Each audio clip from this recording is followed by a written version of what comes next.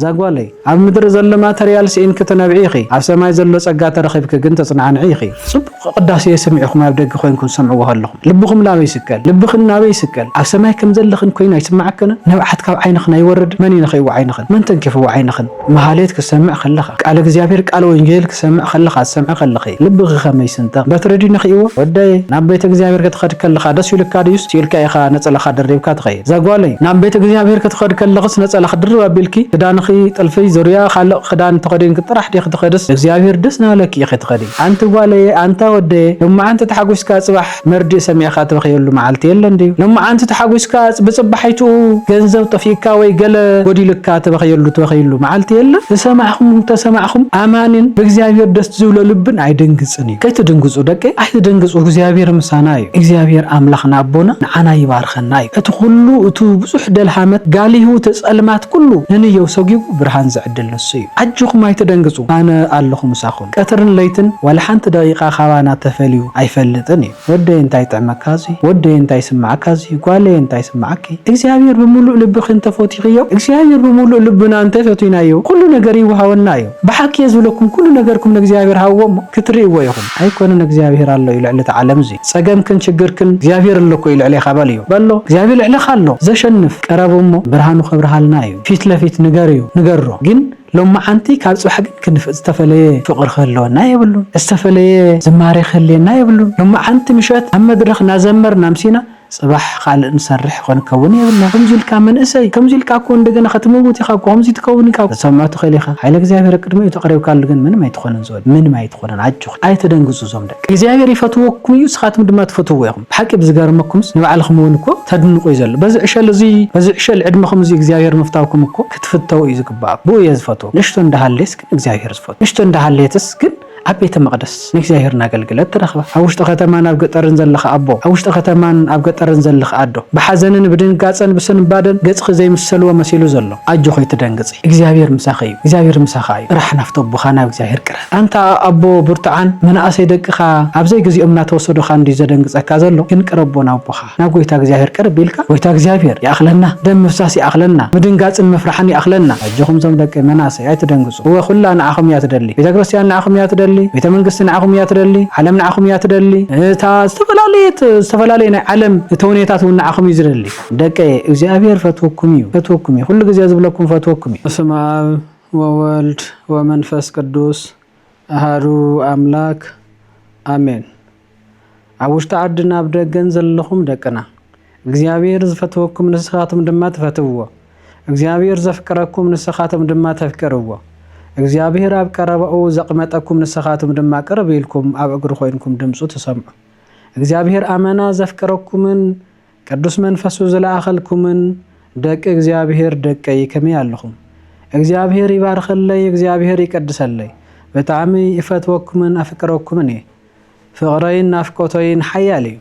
ብሓቂ እግዚአብሔር ንዝፈተዎ ክብርን ጸጋን ከም ዝህቦ ኣነ ድማ ፍቕረይ ክልግሰልኩምን ክህበኩምን እደሊ ኩሉ ጊዜ ፈትወኩም የደቀይ ናፍቆኩም የ ኩሉ ጊዜ ፈትወክን የደቀይ በመንፈስ ቅዱስ ተሐሊኽን በእግዚአብሔር ተሐሊኽን እግዚአብሔር ባሪኹክን እግዚአብሔር ጸጋ ብርእስ ጸጋ ብዝሕልክን ኣብዝሕልኩም ክትነብሩለይ ይደሊ እግዚአብሔር ሰዓትናን ጊዜናን ይባርኸልናሞ ለማዓንቲ ድማ ቅዱስ መንፈስ ብዘብረህሉ ቅዱስ መንፈስ ብዝገለጸሉ ልበ አምላክ ዳዊት ካብ ዝዘመሩ መዝሙር አልዒልና ነዘን ዘለዋና ሕደት ደቂቃታት ክንዘራረብ ኢና ንሎማዓንቲ ንዘራረበሉ ናይ መዝሙር ዳዊት መዝሙረኛ ዳዊት መዝሙር እንልዕሎ ኣብ መዝሙር 105 ቁጥሪ 3 ዘሎ ቃል እዩ እቲ ቃል ከምዚ ዝብል ቃል ኣሎ እቲ ንእግዚአብሔር ዝደሊ ልቢ ይተሓጎስ ንእግዚአብሔር ዝደሊ ልቢ ይተሓጎስ ክብል ከሎ ልቢ እቶም ንእግዚአብሔር ዝደልዩ ይተሓጎስ ልቢ እቶም ንእግዚአብሔር ዝደልዩ ይተሓጎስ ናይቶም እግዚአብሔር ዝደልዩ ልብስ ደስ ይበሎ ይተሓጎስ ሐሴት ድማ ይግበር ደስታ ድማ ይሰማዓዮ አምላኽና እግዚአብሔር በቃሉ ዝተዛረበ ቃል እዚ ኣብ ቅዱሳኑ ሓዲሩ ድማ ይዛረብ እዩ እግዚአብሔር ንማሃረሉን ንገረሉን መንገዲ ህይወት እንመላለሰሉን ቃላት ብዙሕ ጊዜ ተዛሪቡ እዩ ብዙሕ ጊዜ ድማ በመንገዲ በመኻዳር እዩና እዩ አምሂሩና እዩ ፍቅሩ ለጊሱልናዩ ጣዕሙ ለጊሱልናዩ ንዩ ዳዊት ንእግዚአብሔር ክትፈልጥዎ ተኮይንኩም ጣዕምዎ ቅመስዎ ከምቲ ምንም ሕዋስ ዘይብሉ ህፃናት ዝሰትይዎ ፀባ ምንም ሕዋስ ዘይብሉ እቲ መንፈሳዊ ፀባ ባሃግዎ ዝበለ ነው እዩ ልቢ አምላክ ዳዊት ከምኡ ዝብል ዘሎ እቲ ልቢ እቶም ንእግዚአብሔር ዝደልይዎ ይተሓጎስ ዝብል ዘሎ ስጋዊ ሓጎስ ኣይኮነን መንፈሳዊ ሓጎስ እዩ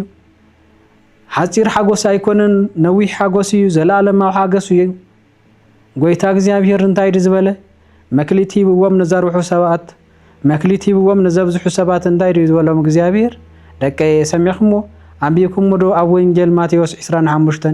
ካብ 14 ጀሚሩ እስካብ 30 ዘሎ መክሊት ሂብዎምስ መክሊቶም ንዘርሑ ሰባት እንታይ ዝበሎም ጎይታ ናብ ናይ ደስታ ናብ ናይ ጎይታኻ ደስታ ኣቶ ናብ ናይ አምላክካ ደስታ ኣቶ ደስታ ማለት ሓጎስ ማለት እንታይ ንእግዚአብሔር ደሊኻ ኢኻሞ ንእግዚአብሔር ተላኢካ ኢኻሞ ንእግዚአብሔር ተማእዚዝካ ኢኻሞ በፍቅዱን በመንገዱን ከይድካ ኢኻሞ ባይበልካ ተሓጎስ ኣብ ናይ ጎይታኻ ደስታ ድማ ኣቶ ኣብ ናይ ጎይታኻ ደስታ እንተኣቲኻ ንዘለዓለም ኣይተሓዝንን ኢኻ ኣብ ናይ ጎይታኻ መንግስት እንተኣቲኻ ንዘለዓለም ኣይተጠምን ኢኻ ንብዓት ድማ ካብ ዓይንኻ ኣይወፅን እዩ ዛጓለይ ኣብ ምድሪ ዘሎ ማተርያል ሲኢን ክትነብዒ ኢኺ ኣብ ሰማይ ዘሎ ጸጋ ተረኺብክ ግን ተጽናዕኒ ኢኺ ናይ እግዚአብሔር ኃይልን መንፈስን ጸጋን እንተበዚሕክ ግን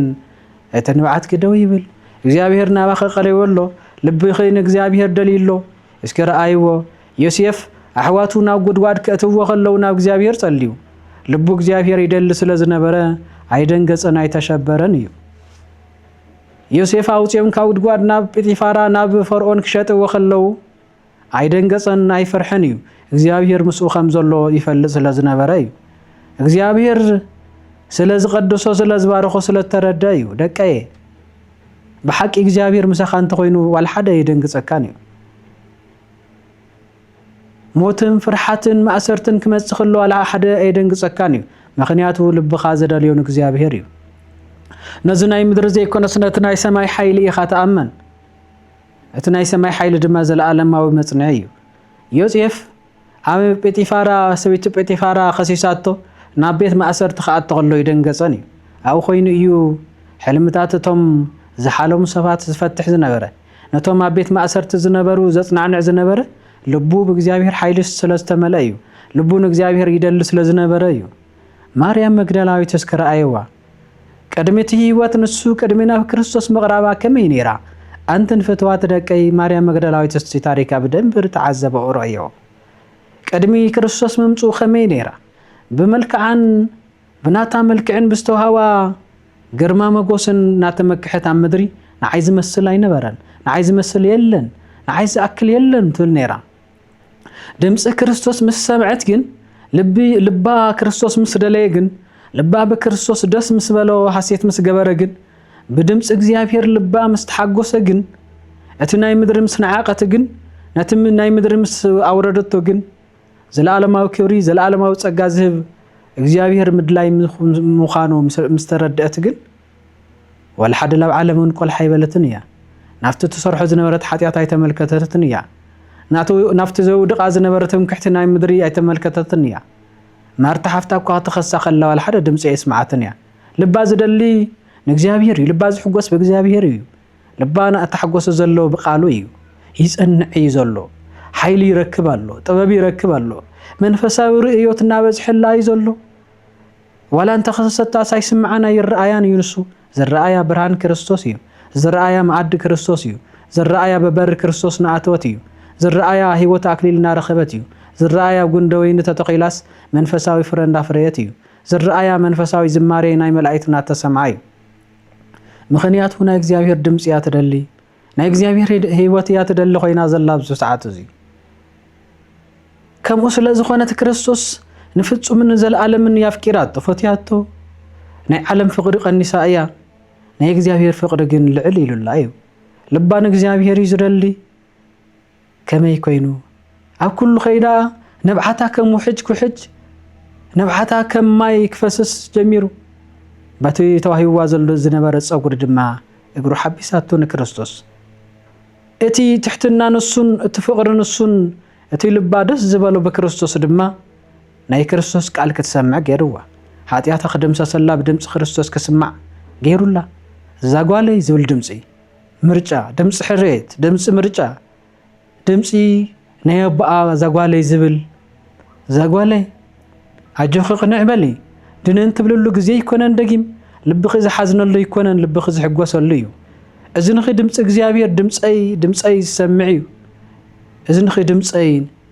ኣነ ብደንቢ ትርድእኒ ኢኻ ጥዒኺ ካብ ሕዚ ንላዕሊ መን ከም ምዃነይ ካብ ሰማይ ከመይ ኢለ ከም ዝወረድኩ ንመን ከድሕን ንመን ክፅውዕ ንመን ውዑይ ደመይ ከፍስስ ዓለማት ኣብ ማእኸል ኢደይ ዝሓዝኩ ኣምላኽ ናሃለኹ ትሕት ኢለ ትሕትና ሰሪሐ ካብ ቅድስቲ ድንግል ማርያም ተወሊደ ዓለም ከድሕን ዝመፀኹ ምዃነይ ብምሉእ እምነት ኣጥዒኺ ትርድእ ኢኺ ኣጆኺ ቅንዕ በሊ ሓጢያትክ ተደምሲሱልኪ እዩ ልብኺ ንዘለኣለም ብዓይ ደስ ክብሎ እዩ ናይ ህይወት ኣክሊል ድማ ኸበኪ እየ ኢሉ ቅንዕ ኣቢልዋ ነብዓታ ድማ ሓቢሱላ ናይ ማርያም መግደላዊት ልቢ ክርስቶስ ምስኣና ሃለየም ጥራሕ ኣይኮነን ክርስቶስ ዝደሊ ዝነበረ ኣይሁዳውያን ብምቀይነት ሰቂሎም ቀቲሎም ናብ መቃብር ምስ ኣውረድዎ እውን ልባ ብክርስቶስ ደስ ይብሎ ስለ ዝነበረ ሓጎስ ይፈጥረሉ ስለ ዝነበረ ቃሉ ዕለት ዕለት ሙሉእ መዓልቲ እውን ሰሚዓቶ ሙሉእ ለይቲ እውን ሰሚዓቶ ስለ ዘይትፀግቦ ከመይ ይስማዓኩም ደቀይ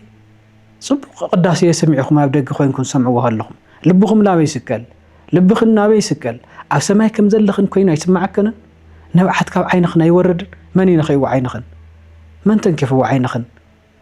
መጀመርያ ድምፂ እግዚኣብሔር ናብ ልቦናኽን እዩ መፅዩ ድምፂ ቃል እግዚኣብሔር ናብ ልቦናኽን ተንኪፍዎ እግዚኣብሔር ከመይ ከም ዝኾነ ተረዲእኽን ጣዕሚ ቃል እግዚኣብሔር ከመይ ከም ዝኾነ ተረዲእኽን ዓይንኽን ይነብእ ዓይንኹም ይነብእ ሽዑ በዲልካ እንተኮይንካ በዲለ ኣቦየ ኣነ ካብ እግዚኣብሔር ርሒቐ እየ ህይወተይ ብናይ መንፈሳዊ ዘይኮነስ ብናይ ዓለማዊ እየጓዒዘ እያ ንመንፈሳዊ ፍረ ዘይኮነስ ንስጋዊ ፍረ ጥራሕ የግዚእ እያ ሰዓተይ ኩሉ ግዜ ንእግዚኣብሔር ኣይሃብኩን ብምድቃሰን ብምብላዓን ብምስታይን ጓይላን ካልኦት ናይ ምድሪ ሓጎስን ብምድላይ እየ ዘመን ይሕሊፈዮ ምስ እግዚኣብሔር ምዃን ድምፁ ምስማዓስ ከመይ ጥዕም እዩ ልብኻ ብምግዚኣብሔር ብምሕጓስስ ከመይ ጥዕም እዩ እንዳበልካ ትሕጎስ ትኸውን መሃሌት ክሰምዕ ከለኻ ቃል እግዚኣብሔር ቃል ወንጌል ክሰምዕ ከለኻ ትሰምዕ ከለኺ ልብኺ ከመይ ስንጠቕ በትሪ ድዩ ንኽእዎ ናይ ኤርትራ ባሕሪ ናይ ሙሴ በትረስ ዓቕም ረኺባ ድያ ነቲ ባሕሪ ከፊላቶ እቲ ናይ እግዚኣብሔር ሓይሊ እዩ ሙሴ ነታ ባሕሪ በላ ነታ ባሕሪ ውቃዓያ እሞ ክትኽፈልያ ዝብል ናይ እግዚኣብሔር ሓይሊ ኣፍታ መዝራእቲ ኣፍታ በትሪ ናይ ሙሴን ኣብ ሙሴን ምስ ሙሴን ኮይኑ ሓይሊ እግዚኣብሔር ነቲ ባሕሪ ከም ግድግዳ ደው ኣቢልዎ ነቲ ጭቃ ዝነበረ ድማ ካብ ኣዝየም ነፋስ ኣምፂኡ ደሪቑ እስራኤላውያን ብኡ ሰጊሮም ስለዚ ጓለየ እግዚአብሔር ድማ ካፍቲ ጸልማት ዓለም ላፍቲ መንፈሳዊ ዓለም ከሰጋገረካ ልብኻ ልብኺ እግዚአብሔር ደስ ክብሎ ይገብር ይጽዋዓኪ ልብ አምላክ ዳዊት እኮ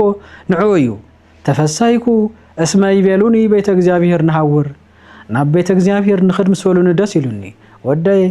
ናብ ቤተ እግዚአብሔር ክትኸድ ከለኻ ደስ ይልካ ድዩስ ሲልካ ኢኻ ነጸላኻ ደሪብካ ትኸይድ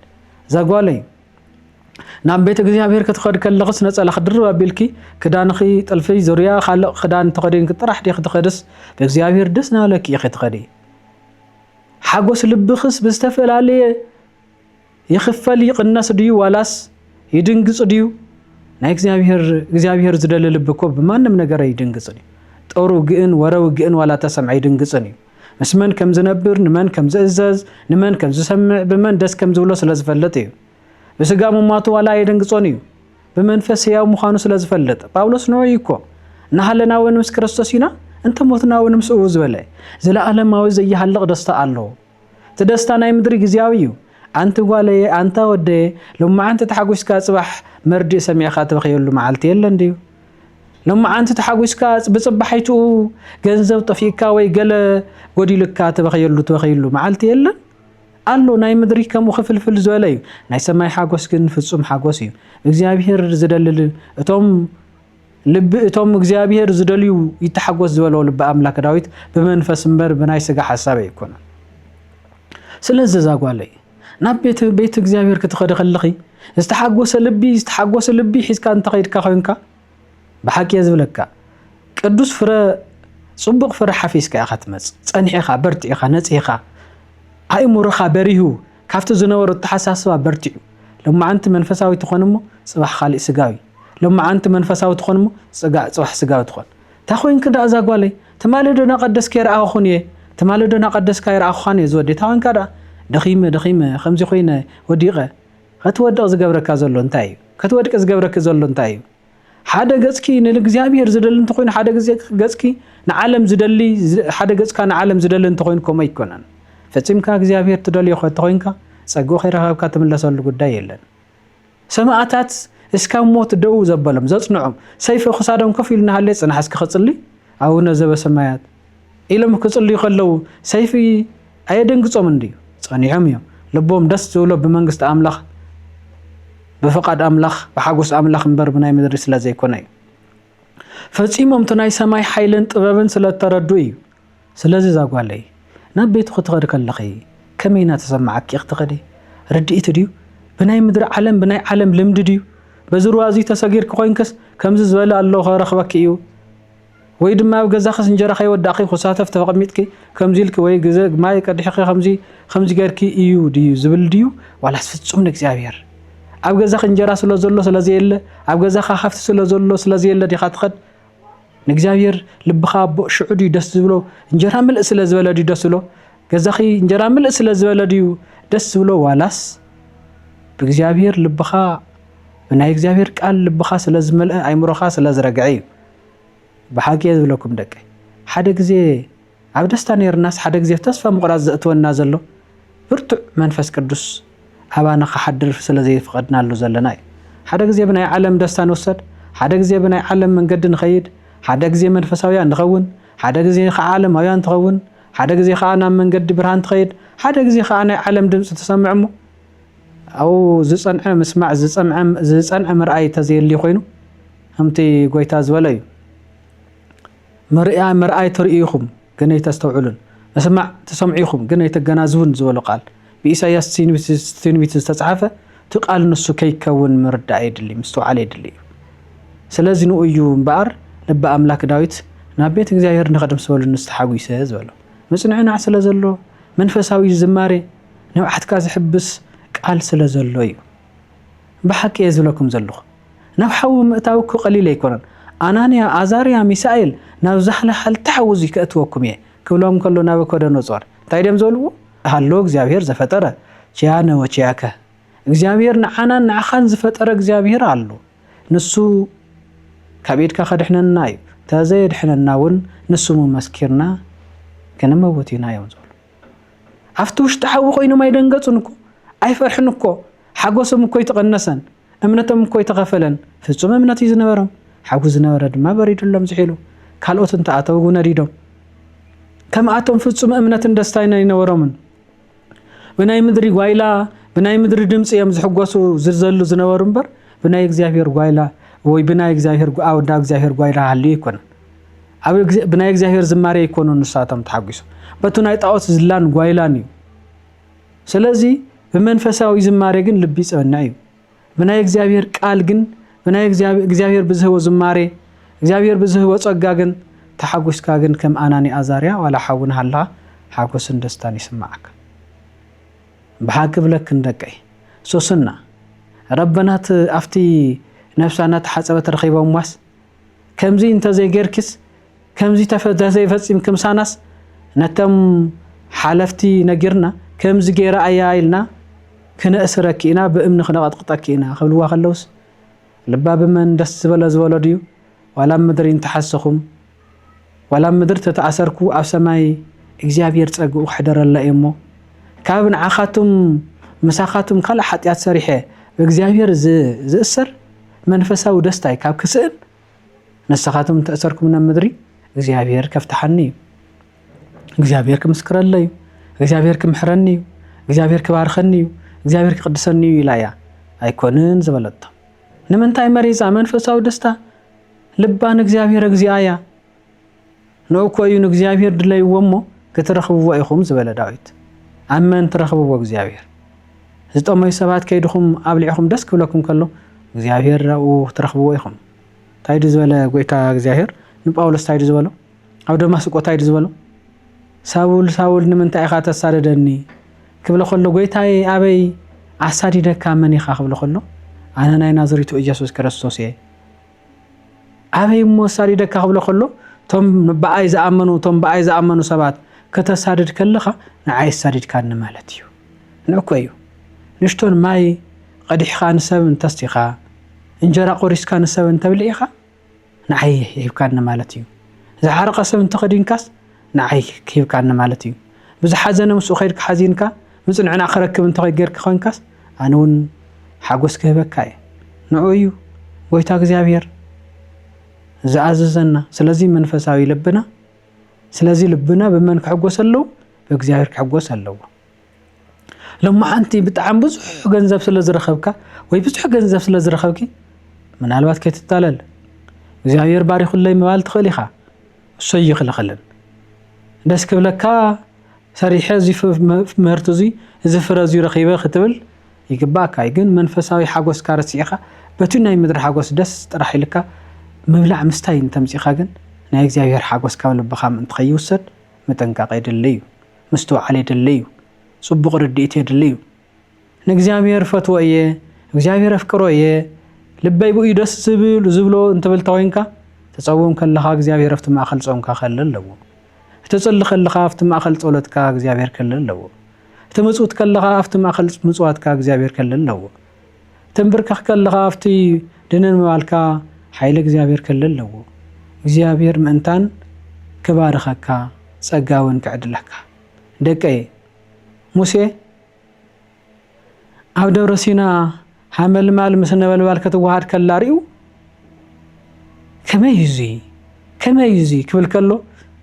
مليو دستا خركب مليو حاجوس كركب እግዚአብሔር ድማ ነቶም ዝሐስበሎምን ነቶም ዝሐዝነሎምን እስራኤላውያን ከባርነት ግብጽ ንኸውጽ ኃይል ጥበብ ሂብዎ 40 ዘመን ዘሰልጠኖ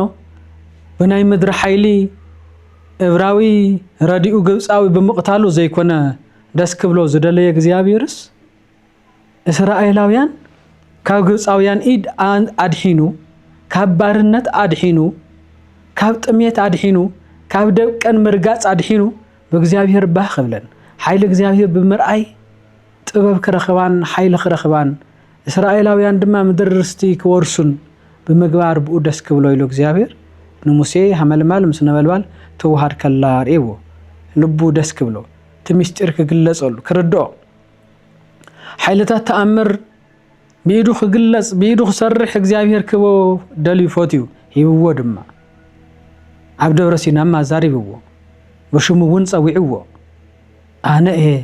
زلون زنبرن قدم عالم زنبركو عالم ونحلفه زنبر انا املاكيه انا እግዚአብሔርيه ስለዚህ ነቶም ዝተጨነቁ እስራኤላውያን ነብዓቶምን በخياتهم አባይ ስለዝበጽሐ ሄዚ ድማ ልቦም ባህ ከብሎ ደልየ ካብ ግብጻውያን ባርነት ኸውጽኦም ደልየ ኢሉ ንሙሴ ልኢኹ ጎይታ እግዚአብሔር ሙሴ ብኡ ደስ ክብሎ ደልዩ እግዚአብሔር ንሱ ጥራሕ ኣይኮነን ኢያሱ ውን ናብ ምድሪ ርስቲ ሒዝዎም ከኣትሞ ምድሪ ርስቲ ምስ ወረሱ እስራኤላውያን እግዚአብሔር ከምልኹ ንእግዚአብሔር ከገልግሉ ድልየት ናይ እግዚአብሔር እዩ ፍትዋት ናይ እግዚአብሔር ደቂ እግዚአብሔር ልብና ክሕጎስ በመንገዱ ክኸይድ 30 مئتي فرخ نفري እግዚአብሔር ድልየቱ እዩ ስለዚህ ከሞዳል ለኹም ደቀይ ሓደ መዓልተ ደስ ኢሉኩምስ ወረውጋ ስምዕ ክተብል ከለኹም ድንቅጽ ኢሉ ልቦናኹም ብዙሕ ካብ ጸሎት ፍሊቱ ለኹም ዲኹም ተሰማዕኹም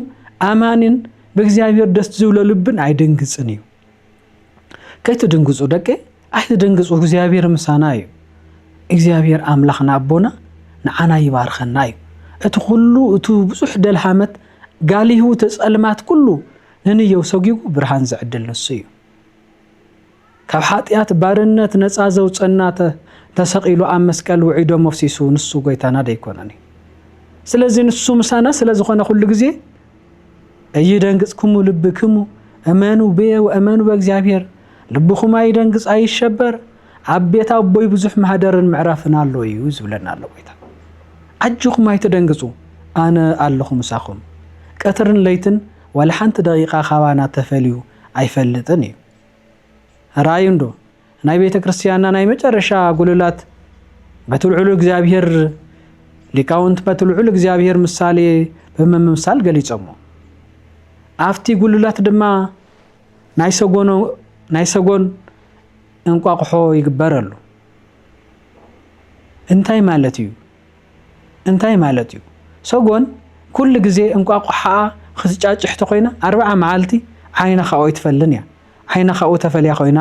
ይአጉል እዩ ንምንታይ ምሳሌ እዩ አቦታት ምስጢር ምርኻብ ለማዶም ስለዝኾነ ረአይዎሞ እታ ሰጎኖ ንንቋቁሓ ኩሉ ግዜ እያ ትጥምት ምግብ ክትበልዕ እኳ ትኸይድ ተኮይና ነትወዲ ኣብ ኣኸፍ ቢላ እያ ትኸይድ እግዚአብሔር እንታይ ማለት እዩ እግዚአብሔር ድማ ካብዛ ዓለም እዚኣ ዓይኑ ኣይፈልን ረድኤቱ ካብዛ ዓለም እዚኣ ኣይፈልን እዩ نعنا خام مرأي نعنا خام قصاي እግዚአብሔር حنت معلت ولا دمصنا خام مسمع تفليو يفلطني حقኛ قصاينا እግዚአብሔር እዩ መምህርና መጋቢና እግዚአብሔር እዩ ስለዚህ እግዚአብሔር አምላክና ድማ ቀጥሪ ምስለይቲ ምሳና እዩ ስለዚህ እንታይ ዳ አይዘደንግጸኩም መኑ ያፈርሃኒ ወመኑ ያደነግጸኒ እግዚአብሔር በእመና ለህይወቴ ይዞለ ዳዊት ምን ይዘፍርሃኒ ምን ከይዘደንግጸኒ እግዚአብሔር ንህይወቴ ሓላዊ እዩ ረዳኢ እዩ ብርሃን እዩ መንገድ እዩ አክሊል እዩ ህይወት እዩ እግዚአብሔር ይብላሉ ደቀይ ዝኾነ ድምጽ ክትሰምዕ ከለኹም ከምዚ ማዕበል ዓለም ገዚፍ እዩ ግን ሓይሊ ይብሉ ደኻሚ ጠፋ እዩ ዓለም ብሙሉ ክሓልፍ እንዲዩ እዚ ኮሲል ታሪክ ጥራሕ ኣይኮነን ጎይታና እግዚአብሔር እኮ እዩ እዚ ቃል እዚ ሰማይን ምድርን ክሓልፍ ይቃለይ ግን ይሓልፍን ዘለኮ ጎይታና እግዚአብሔር እዩ ዘለዓለማዊ ክብርን ህይወትን ምስ እግዚአብሔር ይዘሉ ጎይታ እግዚአብሔር ይዝዕድለና ዝህበና አክሊል ዘለዓለም ብርሃን ዘለዓለም ህይወት ዘለዓለም ዝህበና ንሱ እዩ ሰባብ ሰለስተ ዓለም ይነብር ሓደ ዓለም ያማህፀና ዲዩ እዩ ካልኣይ ዓለም ድማ አብዛንሽቶን ዘመን ኣብዚኣ ንረምረላ ዓለም ያ ሳልሳይ ዓለም ዘለዓለማዊ ምስ እግዚአብሔር እዩ ብኽያትን ነብዓትን ዘይብሉ ሓረር ፀሓይን ቁርን ዘይብሉ ዕርቃን ዘይብሉ እስራትን ስደትን ዘይብሉ ሰይፍን ሞትን ዘይብሉ ምስ እግዚአብሔር እዩ ብርሃን እንዳረአኻ ምስቲ ብርሃን ሕያው ዘለዓለም ጎይታ ወደይ እንታይ ጥዕመካዚ ወደይ እንታይ ስማዓካዚ ጓለይ እንታይ ስማዓኪ እግዚአብሔር በሙሉእ ልብኽ እንተፈቲኽዮ እግዚአብሔር በሙሉእ ልብና እንተፈቲናዮ ኩሉ ነገር ይወሃወና እዩ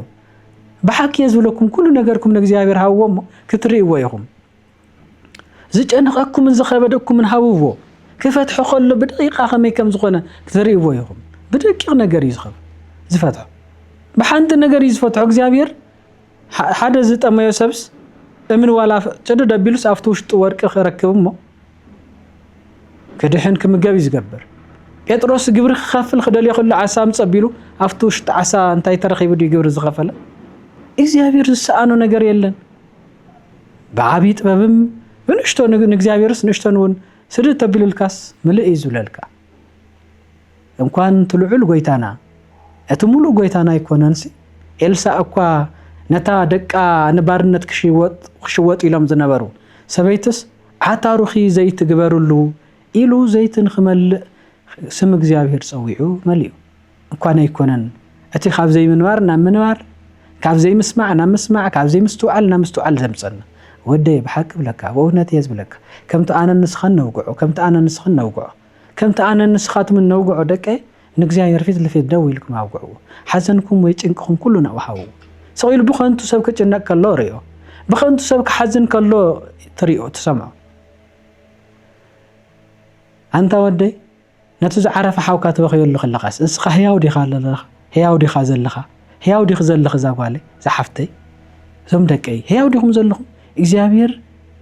እንታይ ስማዓኩም ሓውካ ዓሪፉና ሰንኻዮ ሓውኪ ዓሪፉና ሰንኽዮስ ህያው ዲኽ ዘለኺ ጎይታ እግዚአብሔር ማ እቲ ዝሞተስ ዝኣምነን እንተ ኮይን ብህይወት እዩ ዝነብር እዩ እኮ ዝብል ዘሎ ሞት የብልካ ናንታ ተኣምን ጳውሎስ የሰማዕኻዮ እንዲኻ ሞት ሓይልኻ ኣሸናፊነት ካበየሎ ሲኦል ኣበየሎ كيف كله يسمع خاين دخ موت أو قدم እግዚአብሔር ምንም ኃይል ይብሉን ሰይጣን أو قدم እግዚአብሔር ምንም ኃይል ይብሉን ዓለም أو قدم እግዚአብሔር ምንም ኃይል ይብሉን አዳ ጊዜ እንታይድና ነዛ ዓለም ገዚ ፈምሲልናስ ጎይታና እግዚአብሔር ነአመናዮ ናተረዳና የንሃለናስ ግን ዛ ዓለም ገዚ ፈምሲልና همز دفننا هم صوتنا مسيلو يراينا أيكون እግዚአብሔር الله يلعل تعلم زي صقم كن شجر كن እግዚአብሔር الله كو يلعل خباليو بلو እግዚአብሔር يلعل خالو زشنف نيوناس كاوشت عسى كاوشت بحري زوزة እግዚአብሔር الله يو أوشت بحري تنفاس زي ترخبلو تنفاس ذهب أوشت عسى كن كاز حقق كاس كن كي يتحقق زجبر نا قد أتي خاص كقد زوز كتموتي خاتم هالكاس عتموتن زبل እግዚአብሔር تندري خاخ لك كايف يلو فكر الكاس جن منم زي تنكاز جارك እግዚአብሔር እኮ እዩ ኃይል ገርማን ጥበብን ነው እዩ ስለዚህ ለቤቶም እግዚአብሔር ዝደልይ ወትሐጎስ ዘለ ዳዊት እዚ ናይ እግዚአብሔር ኃይልን መንፈስን ተገሊጹሉን ተረዲዮን እዩ ደቀ ቀረቦሞ ብርሃኑ خبرሃልና እዩ ፊት ለፊት ንገርዩ ንገሮ ግን لما عنتي كاب صبح كنف استفليه فقر خلونا يبلون استفليه زماري خلينا يبلون لما عنتي مشات هم درخنا زمرنا مسينا صباح قال نسرح ونكون يبلنا بخمسينا خنا دحين زلنا نغزيابيرنا لب نغزيابير لبنا انت غزينا يقوينا እግዚአብሔር ድማና ባረኸና خرأينا نكسمعنا نيقبامو دقيه እግዚአብሔር بتعام يزفتونا بزو نفس زلوني عالم ورتاتن كالوتاتن كي دنقصنا كي تشبرنا أبزلنا يمسمر صنعنا خنبر يزلنا كاب እግዚአብሔር فقد كي وطانا نسمع نخلينا سيفي كمزيلو خبرر كمزيلو خنقود كمزيلو كنتوغي خيليو كمزيل كامن اسي كمزيل كاكو እንደገና ከተመውት ይኻኩ ከምዚ ተከውን ይካኩ ተሰማዕቱ خليخه ኃይለ እግዚአብሔር ቅድመ ይተቀረብ ካል ግን ምንም አይተኾነን ዘወደ ምንም አይተኾነን አጭኹ አይተደንግዙ ዞም ደቀ እግዚአብሔር ይፈትወኩም ይስኻትም ድማ ተፈትወይኩም بحق بزغرمكمس نبعلكم ونكو تدنقو يزل بز عشل زي بز عشل عدمكم زي እግዚአብሔር مفتاوكم እኮ ክትፈተው ይዝግባኩም بو يزفتوكم نشتو እንደሃለስ ግን እግዚአብሔር ዝፈቱ نشتو እንደሃለትስ ግን አቤተ መቅደስ ንእግዚአብሔር ናገልግለት ተረخባ አጅኺ አንተ እግዚአብሔር ተገልግል ምሳኺ እግዚአብሔር አንተ እግዚአብሔር ተገልግል ወደይ ምሳኺ እግዚአብሔር ከማንሙ ነገር ወይታ እዚያ አይደልኹዋን በዚያ ይخذ በሎ አጅኻ كم زخ وصدك أي كم زيك جبرك أي زولت دمس تسميخ أو تسميخ أنا وين سمعويه كن منم أي دنق صنن منم أي فرحنا እግዚአብሔር ንህይወተይ መእመና እግዚአብሔር ንህይወተይ ብርሃና እዩ እግዚአብሔር ንህይወተይ መራሒ አን ኃይላን ጥበባን ንሱን ተልዩስ ትንዓይክ ወስድ ዝደለየ ሰውንስ ቢኢዱ ሒዞይ አነ ናብ ጎይታይ ጥርሓ ጽጋዓለኒ ጸግዐይ እምባይ እግዚአብሔር እዩ ልበይ ወደስ ስለዝብሎ ጎይታይ ማዓረይ ጎይታይ አቦይ እግዚአብሔር ፈትወካይ በሐቅ ፈትወካይ ስለዚ ፈትወካ ስለዚ ኾንኩ بخمزي أي خجلك الزدلي بخمزي أي خلا خلك زدلي لك تنجز يبلك أنت أبو أوش تختمان أبقى ترنزل لخ أبو أوش تختمان أبقى ترنزل لخ أدو بحزنن بدين قاصن بسن بادن قص زي مسلوه مسيلو زلو أجو خوي تدنجزي እግዚአብሔር مساخي እግዚአብሔር مساخي طرح نفتو بخانا እግዚአብሔር كره أي تدنجز اختفرح زي لك ناي مدري حيل فتح لك زهون كاتر زلكاس ننا እግዚአብሔር ኃይልን ጥበብን ክፈትሐልካ አይደለ ቀረብ ናብ እግዚአብሔር ቀረብ ናብ እግዚአብሔር ትእምነትኪ አበይ ዝኒ እምነትኪ አጅኺ ነብዓትከ ክሕብሶ እዩ እግዚአብሔር ነብዓትከ ክሕብሶ እዩ እግዚአብሔር በሙሉ ዳአት የዋህ ልብኽን እግዚአብሔር ለክ አቅረብ ያ አደህያዋ አንተ አቦ ብርቱዓን መናእሰይ ደቅኻ ኣብዘይግዚኦም ናተወሰዱኻ እንዲ ዘደንግጸካ ዘሎ ግን ቀረቦና አቦኻ نا قويتا እግዚአብሔር قرب يلك قويتا እግዚአብሔር يأخلنا دم مفساس يأخلنا مدنقاصن مفرحان يأخلنا نبرتع بسرعات كاين نصلي بسرعات كاين نلمن دخلنا ايمو ازيل عللنا قويتا مسوعات حيزنا مصينا لنا عبيتك خنا قدسن كنلمن كنصلن مصينا لنا بلو اب كالي توعال افكا خزارب زي قبو خزارب يتغبرو هلينا خا سمعو زي قبو سمع يتغبرو نحوكا انت طميو زقرس يكون ايد كامبر نحاوكا خرز وجه وي زتقع خوخني يبلون عند بتكا بحق از مسكر عند بتكي بحق از مسكر مسحواتكي مسح عليتكي مس كلهم بيتساب مس كله እግዚአብሔር زامنن زفوتون سب بحبرتنا بصلتنا العركن كون يقبال اسكي حلف نايبوتاتكا نايديتاتكن تاريخ تملكت نግዚአብሔር ለሚነሞስ ከልኢወም ዝብል ሪኻ ተፈልጥ نግዚአብሔር ለሚነሞስ ለእግዚአብሔር ለሚናቶስ ከልኢዋ ዝብል ፈሊጥ ከተሰሚዕ ክትፈልጥ አይከለን እግዚአብሔር ጥራህ እንታዩ ካባና እንታይ ደል ምቅራብ ምሕታት ናኡ ቅርብ ቢልና ሐሳብና ምቅራብ ይሙ አጀኹም ዘም ደቀ መናሰይ አይተደንግጹ هو كلنا نعخم ياتدلي بيت ክርስቲያን نعخم ياتدلي بيت መንግስት نعخم ياتدلي ዓለም نعخم ياتدلي تا استفلالينا ዓለም ተውኔታቱን نعخم يزدلي من ምክንያቱ استدليت ተፈተውትን ስለዝኾንኩም እዩ ሰውነትኩም ናብ ዝደለኻዮ ዝእዘዝ ስለዝኾነ እዩ حرماز تعوي حرماز مريت توديق سيلعلن تمناشتن يوم አካላቶም ስለተዓጻጸፍ ዘልዕልዎ ስለዚህ ንስኻትም ድማ አካላትኩምና ኩሉ ስለዝእዘዝ حدري كايون زقبل حدر سكين كايون زقبل من قدر يخايون فتينو زخيد عقبة يخايون فتينو زوص دمص اسمع خايون فتينو سمع سلازخونه اتينا يبوتاتكم نايتم عبيتي تاريخن محدرن لايبررنتوم زغنزب አካላትኩም ሁሉ ስለዝፈቱ አይሞ እስኪና እግዚአብሔር አቅርበው እስኪና እግዚአብሔር አቅርበው አሞ ልብኹም በእግዚአብሔር ደስ ይበለው ይታጎስሞ እግዚአብሔር ከአሙሉ ኃይልን ሙሉ ድህነትን ከምዝበና አመን አነ እግዚአብሔር ድማ ከም ይዝደል አይንርሐ ካብ እግዚአብሔር ንቅረብ ናቅደስና እንተኮይና ንቅደስ ናዘመርና እንተኮይና ንዘምር ናመስገንና እንተኮይና ናመስግን መስዋዕት ናቅረብና እንተኮይና ንቅረብ ሕዝውን ንኽድ ንቅረብ ናመጽውትና እንተኮይና ሕዝውን ንመጽውት ምንም ዝሕንክለና ነገር ከሉ ያብሉን ደቀ እግዚአብሔር ፈትወኩም ሁሉ ጊዜ ዝብለኩም ፈትወኩም ካብና እግዚአብሔር ዝተረፈ ንሽቶን ኳስ አንኳስ በጣም ፈትወኩም ዘምደቀ ናፊቆኩም ቀንየውን በጣም ይዝብለኩም ልበይ ናኹም ይናፍቀኒ ካብኻቱም ክርሕቅ ደስ አይብለን እግዚአብሔር በመንታይ ዳይ አምኖ ኣብዚ ምድሩን ናሐለና በሓደ ምስ እግዚአብሔሩን በሓደ ከም ዝኾንና ስለዘርዳኒ ፍጹም ፍቅሪ ፈትወኩም አኻትም ፍተፈት እግዚአብሔር ድማ ንዓይ ሙሉ ይፈትወኒ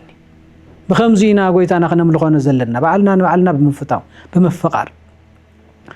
زودي زحفتي طرح زمباليكم بلبي فتوكم نافقكم دما علت كمتي قدوس باولوس سوله بس انت تفلالنا بمنفس حدينا زبل سلازي انتم هيوان من اسيدكاي እግዚአብሔር ዝፈትወኩም እንትፈትውን ኩሉ ግዜ ካብ እግዚአብሔር ከይትፍለዩ ፍቅርኩም ጽኑዕ ተስፋኩም ጽኑዕ ብርቱዕ ኮኾን ይግቦ ንስኻትም ንእግዚአብሔር ተኣምኑ ስለዝኾንኩም ከተደንግጹ የብልኩምን ልብኹም በእግዚአብሔር ደስ ክብሎ ይግባእ ወረው ግን ካል እስተሰማዕኹምን ከተደንግጹ የብልኩም በሰማይ ዝመጽ ይኹን በምድር ዝሽከርከር ካብ እግዚአብሔር ኃይል ምንም ዝሓየለ ስለዘይኮነ ከተደንግጹ የብልኩምን እግዚአብሔር ቅዱስ መንፈስ ክልእኸልና እዩ ኩሉ ካብ ኩሉ ድማ ከድሕነና እዩ